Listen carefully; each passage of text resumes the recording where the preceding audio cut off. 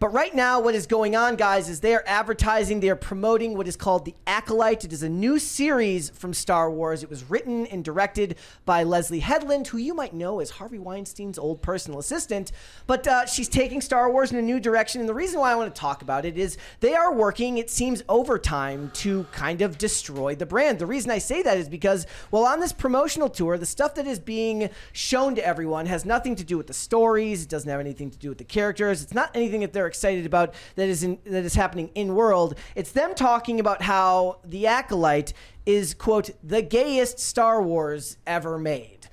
And right off the bat, I have to imagine that these journalists hate them because they know that nobody actually wants to read stuff like this when it comes to promoting a show. They want to hear how these characters are awesome. They want to hear what's new in this new world. They don't want to hear about these issues when you're 2 days out from promotion. And I'm going to play this clip here so you guys can get an idea of what I'm talking about. The issue is, I think, is that everyone hates these press tours and they've become obsolete in a fashion. Like I said before, the bloom is off the rose. People don't look at celebrities the way that they looked at celebrities in the 80s and the 90s. There is no mystery about it anymore. So these press tours are a lot harder to get people to buy into. So I want you to listen to this clip and tell me if this gets you excited to watch The Acolyte, which, by the way, guys, we will be reviewing on Thursday when Mary gets back. So here you go. I want to ask you both because this is, I would say, arguably the gayest Star Wars, I think, by a considerable margin. They're so happy he said that. Like, this is great. Not the gayest Star Wars. Great publicity. It's pretty gay, let's be honest. Don't they realize Leslie, that's going to turn some people off? Am I gay? Yes. Well, no, I know you are gay, but I'm asking, are you excited about gay or putting straight? this, You don't need to sexualize it. Yeah, that's like always my problem. Is it going to be a talking point? I'm sure so. Because Well, it wasn't until you made it a talking point. Remember, there was a time when like a Star Wars movie that was about sex was a porn, right? Like, or a Marvel movie that was about sex, that was an adult film. And like, it was a parody. Princess Leia, she was popular, and they didn't have to like make her do anything degenerate, right? Or she had this like appeal to her. But they didn't, there was no sex scenes in it, but people fell in love with her, with Carrie Fisher. Here's let's finish this clip here. So, again, like I said, these journalists must hate them because they must know that this is what's going to happen. It's a super unhealthy focus on sex and sexuality. Yeah, that's all they know. It really is, honestly. I personally think that it's a cult or religion. They're making it a personality trait when it's something that every human's done since the dawn of time. Like it's not unique. And what I was thinking is, I was like, imagine like right now, not because it would be outrage, but if somebody's like, it's the straightest show ever made. Straight people would be like, what? Yeah. What the fuck are you talking about? Like, I don't give a crap. Like actually, what do you care? Like, what does that matter? It doesn't matter to anyone. Yeah. I don't think most people even notice it. Like, it goes in one ear and out the other. Because really. the joke they make is they're like, it's kind of like when they say like every day is Straight Pride Day or something like that. When you point back, like, why do you need a month or 6 months for this type of stuff? But the thing is, like, every movie is a straight movie. Again, and nobody cares. It's not a selling point for the movie. Right. It's not something that they would ever use to advertise to sell more copies of it. So why would the inverse be true for a different sexuality? It doesn't make any sense. It's got nothing to do with the story. And if it does, you're also limiting your audience because there is a time and a place for that. Look, there's plenty of movies and dramatic pieces that are made for streaming that have all to do with sex, sexuality, straight relationships, gay relationships, all that stuff. Star Wars isn't where you go to see that. Well, you go to see lightsabers and you go to see hyperspace. Yeah, it's make-believe people who are fighting in space. What does this have anything to do with sexuality? So here's the rest of that clip here. Gay. Well, some nerds are very not gay and are very threatened by gay Well, that's stuff. true. But in my world, nerds are gay. Okay. Was this the fun element of No, I don't think so. And yet people have told me that it's the gayest Star Wars, and I frankly... You're offended? Into it. No. I think that Star Wars is so gay already. Okay. I mean, have you seen The Fence? We'd be like, look how gay this is, and then send each other a reference photo. And are you telling me, with a straight face, that C-3PO is straight? They're a couple. That's what I think. But this is more outward. I think it's canon that R2-D2 is a lesbian. Oh, interesting. Yeah. Huh. Ask Filoni. Okay. Look, They've literally referred to R2D2 as he the entire time that there has been Star Wars, but now he's a lesbian. He's also a robot. It's ridiculous. Thank It's you. so ridiculous. It's so ridiculous. there was a lot of discourse going around when Furiosa came out about the idea of the girl boss and the term woke and when it's overused, which for the most part, I agree. It is overused, and it's overly used as a descriptor for most things. These are the rare examples where it's 110% accurate, okay? And here's the other thing. We're going to be reviewing the show, but I'm through episode 1 right now, and from what I've been told, from what I read from Chris Gore's review, is that it gets really bad around episode 3, which won't be out for a couple weeks or so. But here's the problem. More than anything, it's boring. And that's a bigger crime than just about anything else. Like I can put up with super awful content. I don't hate watching stuff, but if that is the course given to us while doing a review, I guess that's at least semi-interesting. There's nothing worse than boring. More than anything else. And the Rotten Tomatoes score currently reflects that because, first of all, they were talking about how the show is supposedly getting review bombed. There could have been some merit to that because the score was really low before it even debuted, which is always suspicious. But right now, the show has been out for several days. And what are we looking at here? We're looking at a Rotten Tomatoes score of, I believe it's 45% from the fans. So That's pretty high, actually. 45? No, No, that's it's not. Okay. that's not good. 88 from critics because critics tend to be in the pocket of these studios, as we very well know. They're focusing on the wrong things. We all know, like if you follow this, or if you're just on Twitter and you don't give a crap about pop culture or Star Wars, you probably at least saw one of the headlines last week where Leslie Headland, who is the head writer and producer of the show and director, talked about how there's no place for bigots and racists in Star Wars. And I'm like, man, this is a Wendy's drive-thru. What are you talking about?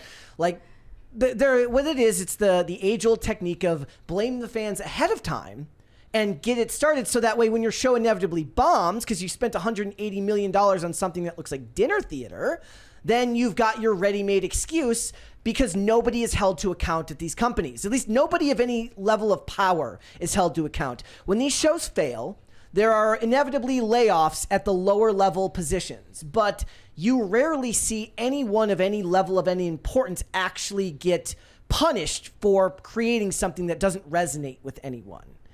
And I wonder, like, what would be the alternative if they wanted to promote this stuff? If they were really looking to do the bait and switch and pretend like they were actually making something worth watching, it would still be annoying, but I have to wonder, when you're marketing like this, how do you fix it? These types of interviews aren't working. This guy led them down a path that was designed to give them headlines that were going to make them look bad. Right? Yeah. Like, how do you do that? Like, you can't send them on podcasts because all the topics will end up in the same place. There's really no way to fix this. They think they're original. They honestly, I feel like they think they're the first people to ever have a gay aspect to a movie or show. And I'm like, this is literally what everyone's doing all the time now. I think this is more of a symptom of narcissism than anything else because they're so focused on themselves. Anyone that's like, it seems like anyone that's strongly in the LGBT movement is really, really focused on their own experiences and their sexuality That's and why how pronouns are part of it. their own pronouns, how they experience this. It's very, very, very self-centered. It's very narcissistic. It's always some kind of, this is about me and I'm special and yada yada. They demand validation. It's all about validating them getting to tell other people how they want to be seen, and the other people saying, yes, we agree with you. It's all narcissism, and it can honestly be totally disregarded in most contexts. Where did this come from? Because the people that you're describing, it's so many people, right? Like it's all the current works coming out of Hollywood. It's everything you see on social media. Like, how did the world just get super narcissistic all of a sudden? I think it ties back into social media, and the coddling. Remember, we just gave that random Amazonian tribe the internet, and they got addicted to porn in like less than a year. They got addicted to porn and social media in less than a year. You didn't see that?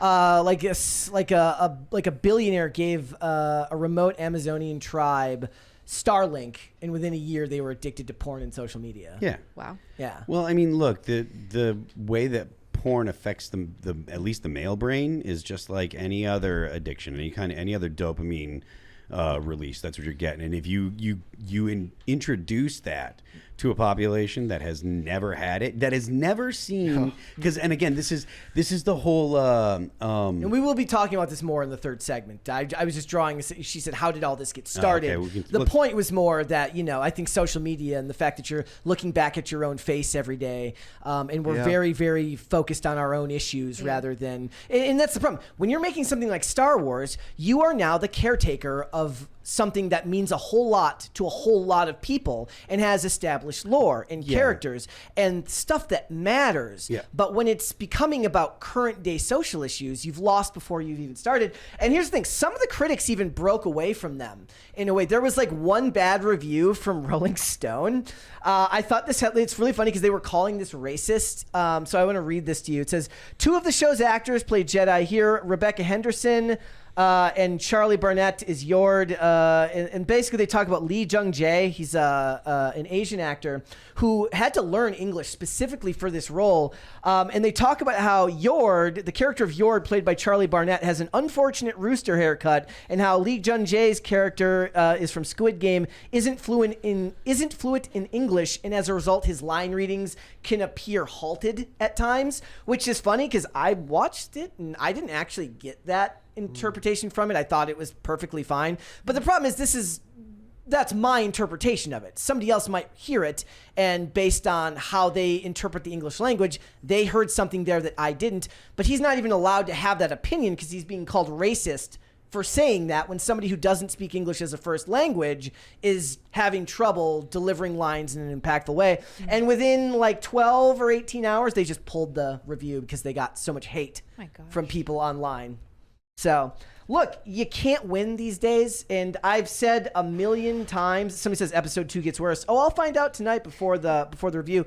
Like, I feel worse for Star Wars fans than maybe any other group who seems to have not just lost out to people who are ideologically inclined towards their own needs, but ideologically inclined to then go out and try to harm the people that actively loved it before, much in the same way that they said to the people in the comic book industry, we don't want the 45 to 55-year-old white male demographic anymore. We're trying to court a new audience, but it wasn't courting a new audience. It was just showing a whole bunch of hatred and a lot of despising of people that are just I like the term the middle-aged dentist demographic is keeping the industry alive.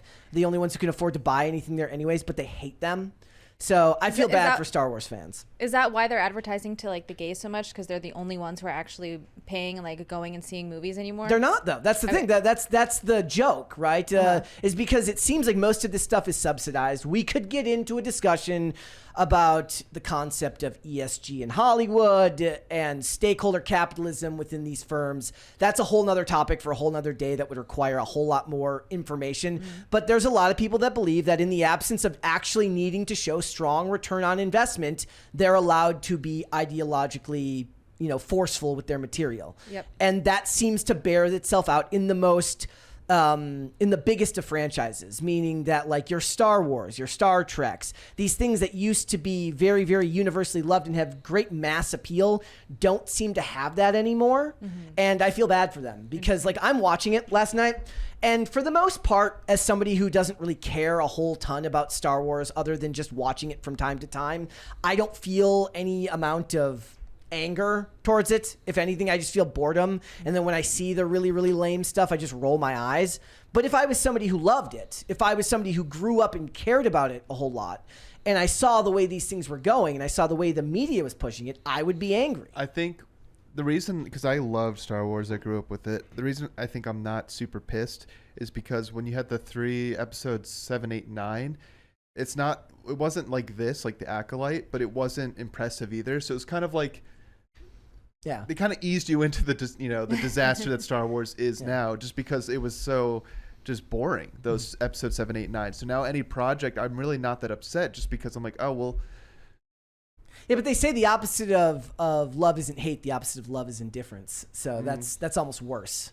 Like you're better off with hatred. At least then you generate. Like I mean, maybe that's the point. Maybe the point of making a bunch of the promotion for this movie about the sexuality of characters and stuff like that is because they don't want you to be indifferent. If they can't have you love it, they don't care if you hate it. They're fine with you hating it because that generates clicks. They want anything but you to just say, whatever. But it's so honestly, like, you got to remember too that they're just forcing, like you said, the dentists, that demographic, they're just forcing them away from Star Wars, which is their own loss, because now look at the most popular shows like The Boys on Amazon, another Amazon one, the Fallout show, right? These are all shows that people are now spending their time and attention and giving their attention to these new projects.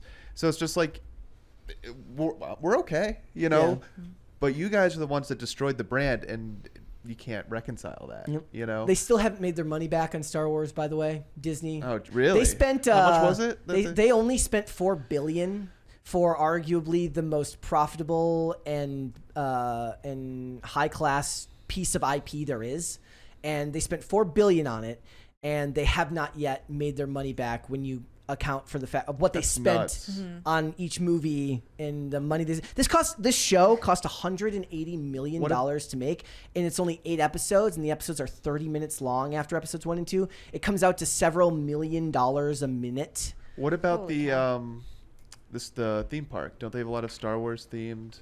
Well, they're talking about like return on investment, like through movies. So through merchandising and all that stuff, they haven't made their money back yet. It's gonna take time, and I think the problem is it gets farther and farther away from that as the IP becomes less and less impactful. Chris Gore often says that the biggest problem that Disney has ever created for themselves was when they turned Marvel and Star Wars into girl brands, which is what they've essentially tried to do. Is we've got the boys, now we want to market this towards women. The whole point for Disney when they bought Star Wars, when they bought Lucasfilm, and when they bought Marvel was like, look, we have the Disney princesses, we have fairy tales, we already pretty much own the female demographic of moviegoers. We're good. How can we grow the other demographics? But then they bought them and gave up on the demographic that they spent the money on. They think, that's insane. They think there will be a utopia with their fans when that's just not. There's a reason that guys aren't watching Pretty Little Liars. There's nothing they can do to that show to make it appealing for guys. It's just not made for us. Brett, didn't I watched? That? Yeah, that was like the one girly show. Or like Gossip Girl, or like Bridgerton. Bridgerton just had a new season. So it's like those shows, like it's not made for us, and I'm okay with that, but. That's the whole point of having all the content to choose from, is that not everything is going to be made for it. But here's the thing. Things like Star Trek and Star Wars should be marketed towards the largest demographic possible. But there are plenty of women who like Star Wars anyways, when it was the Star Wars it was before. Well, like the interview, she commented on the costumes in Star Wars. Like, a lot of women liked it for that. It was like this unique kind of like styling that they did with the original 3 movies. Yep. And people will like the movie for different reasons. Just make a good piece of art and you're going to attract people. Like, thanks for watching. Listen to full episodes of Pop Culture Crisis on Spotify. Keep up with us on social media and make sure you subscribe and ring that bell so you never miss the show. Bye guys.